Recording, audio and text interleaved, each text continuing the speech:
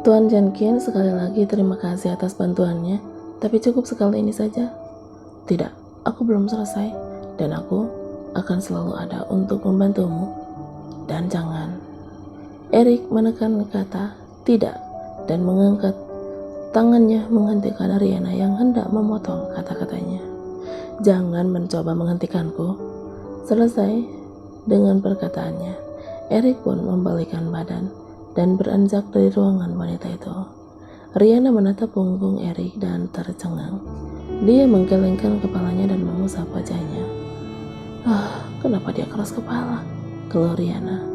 Riana menghembuskan napas, lalu membuka komputernya dan membaca berita yang tengah beredar.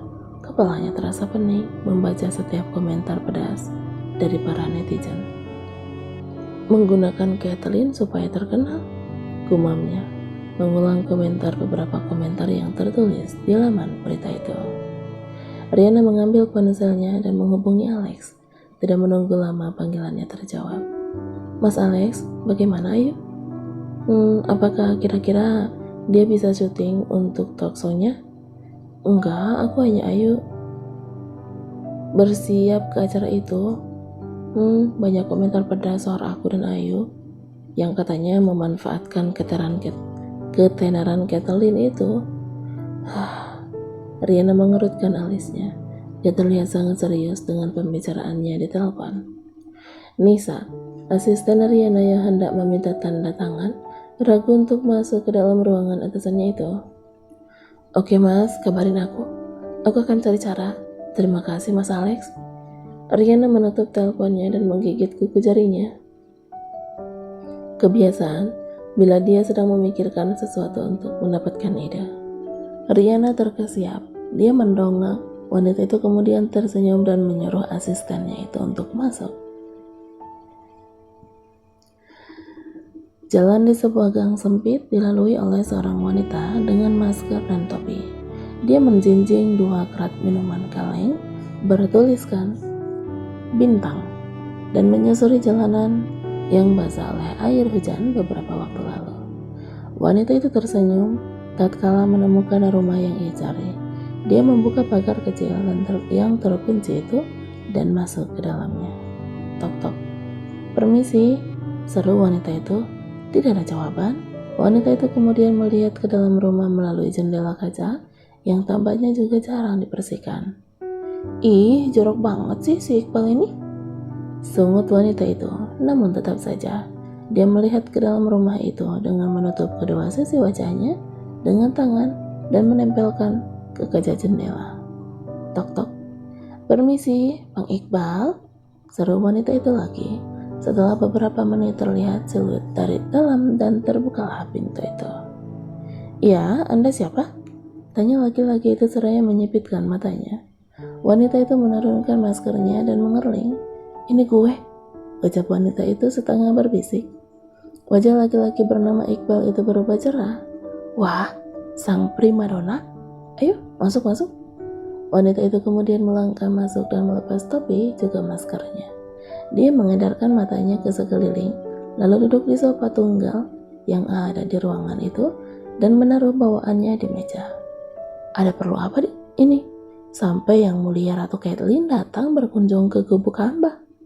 Seorang laki-laki itu seraya menyeret kursi agar bisa duduk dekat dengan Kathleen. Bang, lu kayaknya harus cepet cari istri deh. Tempat lo kotor amat tau gak? Kayak sarang perampok. Cetus Kathleen sambil menipiskan bibir dan menggelengkan kepala memandang sekitarnya. Laki-laki itu menggarukkan kepalanya dan tersenyum malu. Kalau sudah married mah gak bakal tinggal di sini lagi lah, saat laki-laki itu. Oh, sudah punya simpenan nih kayaknya, goda Kathleen. Simpenan apa dulu nih? Balas Iqbal. Kathleen mencebik. Paling susah memang untuk menarik informasi soal Iqbal, mantan narapidana yang kini menjadi wartawan lepas. Bang, gue mau minta tolong sama abang, ucap Kathleen langsung berbicara pada intinya. Taulah kalau seorang Kathleen rela kesini, apalagi kalau bukan karena butuh bantuan. Sindir lelaki itu. Kathleen terkekeh. Gini bang, abang pasti udah tahu kan soal gue sama si desainer itu? Iqbal mengangguk. Dia memusatkan perhatiannya pada Kathleen. Abang tahu sendiri, gue ini kayak apa? Gue paling gak suka kalau ada orang yang gangguin nama gue. Sebagai batu loncatan gitu, biar famous. Jadi aku mau abang cari tahu soal dia. Informasi apapun buat bikin tuh cewek balik ke alamnya sono, papar Kathleen. Wih, ke alamnya? Emang dia hantu? Bisa jadi. Gue cari tahu soal dia tapi gak nemuin apa-apa. Kagak ada informasi apapun soal si Trisa itu sebelum jadi mahasiswa di The Royal Academy. Timpal Kathleen. Iqbal menaikkan alisnya. Enggak ada informasi. Kalau dia jarang pakai medsos sebelum jadi mahasiswa, ya pastinya nggak bisa dicari di net. Kat, sahut Iqbal. Iya tahu, tapi kan bisa aja dia kasih foto keluarganya kayak saudaranya atau siapa gitu di medsos. Nah, ini kagak ada sama sekali fotonya. Cuma hasil karyanya dia doang. Ada satu foto soal mamanya, tapi yang dilihatin cuma foto petinya. Nyebelin gak sih? Iqbal tertawa. Wanita cantik yang sudah menjadi temannya sejak SMA itu masih tetap sama. Dia akan memajukan bibirnya yang sedikit tebal itu dan menggerak-gerakannya bila merasa kesal. Ya udah, aku coba cari tahu. Apa nih imbalannya? Tanya Iqbal dengan menghentakkan kedua alisnya. Terserah deh, abang mau apa? Kayak biasanya atau duit? Sebutin aja. Iqbal menggosok-gosokkan kedua tangannya dan tersenyum nakal. Dia menunjuk dada Kathleen dengan mata mesumnya. Kathleen mendesah, dia pun mengangguk. Oke, tapi nggak di sini kotor banget. Jangan khawatir, di belakang bersih, sebersih hotel bintang 5. Iqbal segera berdiri. Dia menghampiri wanita itu dan mengangkatnya bridal style, serta membawanya menuju ke belakang. Benar kata laki-laki itu. Di balik pintu kayu yang mereka lewati, rumah itu tampak bersih dan rapi. Namun, di sana ternyata ada penghuni lain. Tapi mereka tampak cuek saat melihat laki-laki itu berjalan dengan seorang wanita dalam gendongannya. Bang, mereka siapa? Oh, tenang aja, mereka anak buahku. Sementara itu Erik duduk termenung di kamarnya. Dia memegang ponsel dan mengusap foto Riana saat menggendong bayinya. Foto yang diambil secara diam-diam sebelum dia memberikan surat cerai itu kepada wanita yang sudah melahirkan putranya itu. Wajah syok dan air mata yang mengalir saat wanita itu menandatangani surat itu. Begitupun wajah memelah saat wanita itu memohon padanya tidak lekang dari ingatannya. Sayang, aku merindukanmu. Erik memutar badannya. Wajah sendu yang tadi terpancar di wajahnya seketika menghilang dan berganti dingin karena seorang wanita yang mendekat kepadanya dengan pakaian tidur yang sangat minim. Dengan berani Zenli duduk tepat di sebelah Erik dan mulai meraba lengan laki-laki itu. Matanya menatap harap dan bibirnya sedikit terbuka mendamba. Baby, aku merindukanmu, lirih wanita itu dan merapatkan tubuhnya. Dia menggesek buah dadanya yang montok itu kepada lengan laki-laki itu. Apa yang kau lakukan? Suara beriton dari Erik yang begitu dingin membalas suara lembut Zenli itu. Baby, kita sudah lama bertunangan, tapi kamu belum pernah menyentuhku. Ucapan Zenli disertai dengan desahan di akhir kalimat. Aku sangat menginginkanmu sayang. Erik mengeratkan giginya. Laki-laki itu segera berdiri dan menjauh. Keluar. Aku membiarkanmu masuk ke sini bukan karena aku menginginkanmu, tapi karena aku tidak mau ada keributan di luar, tegas Erik. Zenli mengerutkan wajahnya. Air matanya mulai mendesah keluar dari matanya. Dia berdiri dan mendekati laki-laki itu. Kenapa? Kenapa kau terus melakukan ini kepadaku? Apa salahku? Bekik Zenli. Dia sudah tidak tahan lagi dengan perlakuan dingin Erik. Erik mendengus. Lelaki itu membalikkan badan dan menatap cemooh wanita yang dulunya sempat menjadi sahabat karibnya itu. Kamu masih bertanya? Aku tahu, tapi aku sama sekali tidak pernah memaksa Lady Hanwil supaya kamu mau bertunangan denganku, sahut Sandly dengan tubuh gemetar karena emosi. Begitukah? Lalu siapa yang menjanjikan ibuku saham di Petrol Universal kalau aku bersedia bertunangan dengan kamu? Erik mendekati wanita itu dengan wajah garangnya. Kamu tahu betul bagaimana ibuku.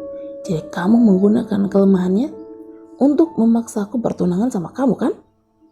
Xianli terkejut. Dia melotot menatap laki-laki di hadapannya.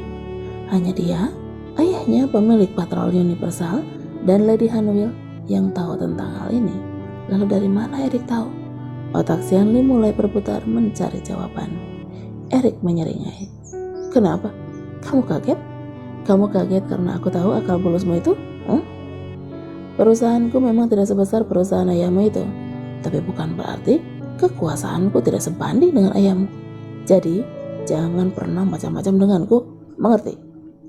Xianli terhuyung ke belakang. Salipannya juga sangat sulit dia telan. Dia kehilangan kendali tubuhnya dan jatuh tertuduk ke lantai. Puk. Erik mengangkat satu sudut bibirnya. Dia pun berbalik dan meninggalkan lirikan tajam pada wanita itu. Sekarang keluar dari kamarku, usir Erik. Xianli mengerjapkan matanya beberapa kali. Dia memaksakan diri berdiri dengan bantuan tempat tidur. Wanita itu melihat Erik dan menatap punggung laki-laki itu dengan tajam. Erik, aku tahu kenapa kamu tidak bisa menyukaiku. Karena hatimu sudah kamu berikan kepada Riana si jalang itu sejak kamu jadi dosennya. Benar kan? Erik seketika membalikkan badannya. Tangannya terkepal karena Xianli berani menghina wanita yang ia cintai. Dengar Erik, aku akan pastikan wanita itu menyesal karena sudah merebut kamu dariku, teriak Xianli histeris. Diam, dari awal aku tidak pernah mencintaimu. Aku baik padamu karena kau temanku, amuk Erik. Air mata Xianli terjun bebas tidak terkendali. Wanita itu menundurkan langkahnya dan lalu berbalik berjalan cepat keluar dari kamar Erik. Wanita itu berlari masuk ke dalam kamar tamu dan menutup pintu. Dia pun menyandarkan tubuhnya di pintu. Hatinya yang perih mendorong keluar semua air mata yang telah terkumpul di matanya. Badannya pun perlahan luruh ke lantai. Raungan yang ia tahan dengan tangannya menambah sesak di dalam dadanya. Malam kian larut, tapi tidak kunjung membuat Riana mengantuk. Seperti kebiasaannya, dia duduk di depan jendela kamar kosnya dan menatap langit.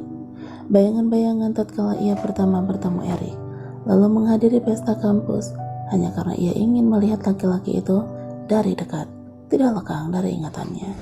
Bayangan saat pagi setelah ia menghabiskan malam bersama Erik masih jelas membekas.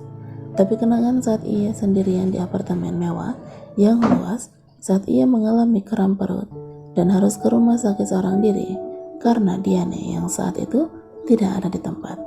Lalu masa di mana ia tidak bisa menjangkau Erik saat dia membutuhkan pertolongan, namun melihat laki-laki itu bersama dengan wanita lain di televisi, memancing air matanya untuk berebut keluar.